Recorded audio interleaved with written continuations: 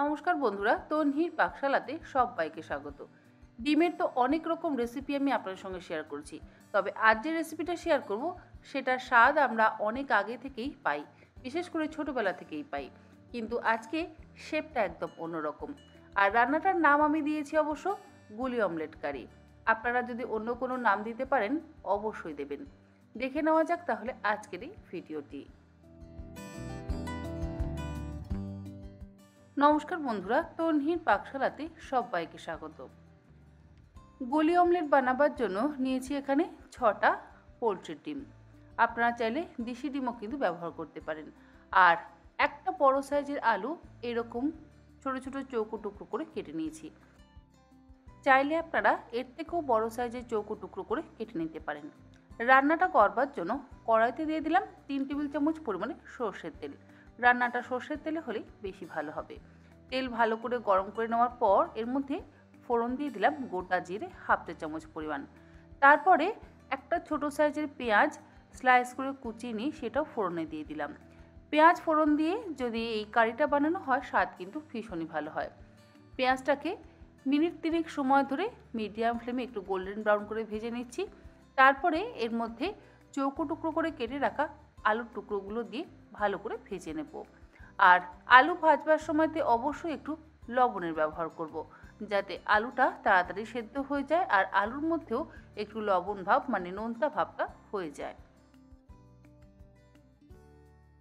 আলুটা ভাজবার সময় গ্যাসের ফ্লেমটাকে লোতে করে দিয়েছি, তা না হলে পেঁয়াজটা আবার পুড়ে যেতে পারে। আর পেঁয়াজ যদি পুড়ে যায় তাহলে রান্নার স্বাদও কিন্তু বদলে যাবে। একটা বাটা মশলা তৈরি করব, তার জন্য গ্রাইন্ডিং জারের মধ্যে নিয়ে নিচ্ছি একটা ছোট সাইজে টুকরো করে কেটে নেওয়া পেঁয়াজ। পেঁয়াজের পরিমাণ খুব বেশি ব্যবহার করছি না। 3 কোয়া রসুন, হাফ ইঞ্চির থেকেও কম পরিমাণে আদার টুকরো, আর দেব 3টে কাঁচা লঙ্কা। অল্প একটু জল দিয়ে একদম মসৃণ করে বেটে নেব। মশলাটা আমি একদম মসৃণ করে বেটে নিয়েছি। এরপরে এর মধ্যে দিয়ে দেবো একটা ছোট সাইজের টমেটো। টমেটো আমি আগেও টুকরো করে কেটে নিয়ে বেটে নিতে পারতাম, কিন্তু সেইভাবে করলে কি হয়, অনেক সময় দেখা যায় টমেটো বা পেঁয়াজের ছোট ছোট টুকরো থেকে যায়, ঠিক মসৃণভাবে বাটা হয় না। অপরদিকে আলু আর পেঁয়াজ সুন্দরভাবে ভাজা হয়ে গেছে। এবারে যে বাটা মশলাটা আমরা তৈরি করেছি সেই বাটা মশলাটা দিয়ে দেব। তারপরে এর মধ্যে একে একে বাকি গুঁড়ো মশলাগুলোও দিয়ে দেব। আর গ্যাসের ফ্লেমটাকে মিডিয়াম টু হাইতে করে দিয়ে বাটা মশলাটা ভালো করে কষিয়ে নিতে হবে, যাতে কোনো পেঁয়াজের গন্ধ বা রসুনের গন্ধ থেকে না যায়। মশলা কষাতে কষাতে এর মধ্যে দিয়ে দিচ্ছি হাফ চা চামচ পরিমাণে হলুদ গুঁড়ো, 1.5 চা চামচ পরিমাণে কাশ্মীরি লঙ্কার গুঁড়ো। কাশ্মীরি লঙ্কার গুঁড়োটা কিন্তু আমি ঝালের জন্য ব্যবহার করছি না, এটা ব্যবহার করছি রঙের জন্য। হাফ চা চামচ দিলাম জিরে গুঁড়ো, তার সাথে দিচ্ছি 1/4 চা চামচ পরিমাণে শাহি গরম মশলার গুঁড়ো। এবারে সমস্ত কিছু দিয়ে একসাথে ভালো করে মিশিয়ে কষিয়ে নেব।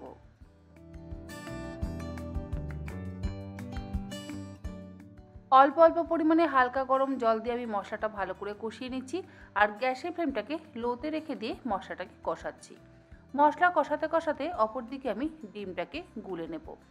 একটা বাটির মধ্যে একটা মিডিয়াম সাইজের পেঁয়াজ কুচিয়ে নিয়ে দিয়ে দিলাম, আর 2টো কাঁচা লঙ্কা কুচিয়ে দিলাম। স্বাদ অনুসারে লবণ দিয়ে দিলাম, আর তার সাথে এর মধ্যে ব্যবহার করব 5টা ডিম। প্রথমে লবণটা দিয়ে পেঁয়াজের সাথে ভালো করে মিশিয়ে নিচ্ছি। এইভাবে যদি পেঁয়াজের সাথে লবণটা মেশানো হয় তাহলে দেখবেন কখনোই অমলেট বানানোর পর মুখে অতিরিক্ত লবণ পড়ে না। যদি ডিমের মধ্যে লবণটা দেওয়া হয় না, তাহলে দেখবেন অমলেট বানানোর পর লবণটা যেন এক জায়গায় দলা হয়ে থাকে, আর সেটা যদি মুখে পড়ে খেতে কিন্তু খুবই বাজে লাগে।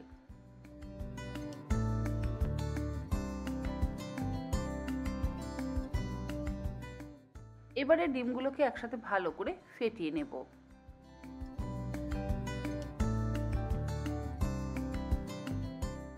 অপরদিকে আলু আর মশলা কিন্তু একসাথে ভালো করে কষিয়ে নেওয়া হয়ে গেছে।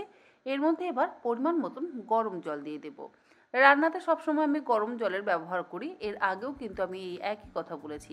আপনারাও যারা নতুন রান্না করছেন তারা অবশ্যই রান্নাতে সবসময় চেষ্টা করবেন গরম জল ব্যবহার করতে। পরিমাণ মতন জল দিয়ে ভালো করে মিশিয়ে নিয়ে গ্যাসের ফ্লেমটাকে লোতে করে দিয়ে ঢাকা দিয়ে আলুগুলোকে সেদ্ধ হতে দেব। আর আলুগুলো সেদ্ধ হতে হতে আমি বাকি কাজটা সেরে নেব, মানে গুলি অমলেটটা বানিয়ে নেব।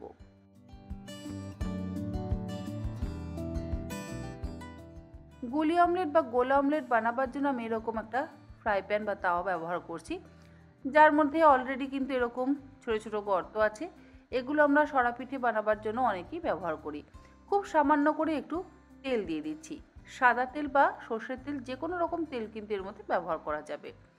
এরপরে ফেটিয়ে নেওয়া ডিমটা আমরা একে একে এই গর্তগুলোর মধ্যে দিয়ে দেব। খুব বেশি পরিমাণে ডিমের ব্যাটার দেওয়ার প্রয়োজন নেই। আমি একটা ছোট হাতা করে অল্প অল্প করে ডিমের ব্যাটার এই ছাঁচগুলোর মধ্যে দিয়ে দিচ্ছি।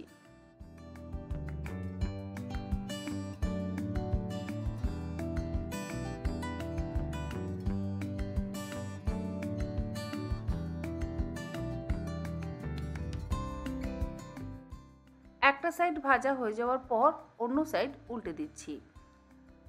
দেখবেন ধীরে ধীরে কিন্তু এগুলো উল্টানোর পর একটা গোল বলের শেপ নিয়ে নেবে। উল্টে দিয়ে আমি ঢাকা দিয়ে কিছুক্ষণ এগুলোকে ফ্রাই করে নেব। এগুলো ফ্রাই হতে খুব একটা কিন্তু সময় লাগে না, জাস্ট 4-5 মিনিটের মধ্যেই তৈরি হয়ে যায়। আর যেহেতু এই ছাঁচটা রয়েছে তাই খুব সুন্দর একদম গোল বলের মতন কিন্তু দেখতে লাগছে। দেখুন এরকম গোল বলের মতন দেখতে লাগছে। এবার এগুলোকে আমি ভেজে নিয়ে যে গ্রেভিটা তৈরি করে নিয়েছি সেই গ্রেভির মধ্যে দিয়ে দেব।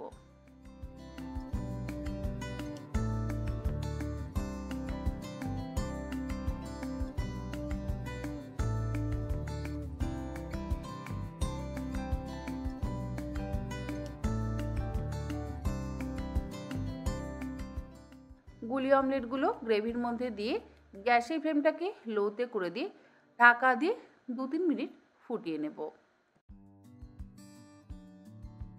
2-3 মিনিট ফুটিয়ে নেওয়ার পর একদম শেষে সামান্য পরিমাণে একটু চিনি ব্যবহার করছি স্বাদটাকে ব্যালেন্স করবার জন্য।